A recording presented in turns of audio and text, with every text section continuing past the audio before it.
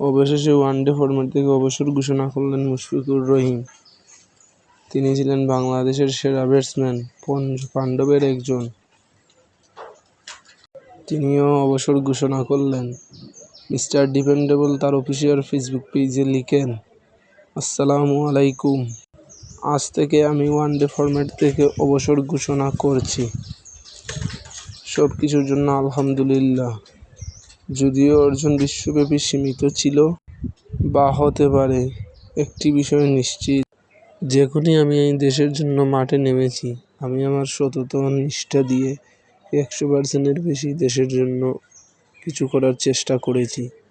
এবং গত কয়েক সপ্তাহ আমার জন্য খুবই চ্যালেঞ্জিং ছিল এবং আমি বুঝতে পেরেছি এটাই আমার ভাগ্য ছিল।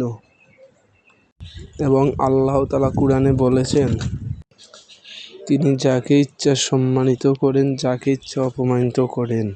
এবং সর্বশক্তিমান আল্লাহ আমাদের ক্ষমা করুন এবং সৎ ঈমানদার করুন। সবাইকে ধন্যবাদ।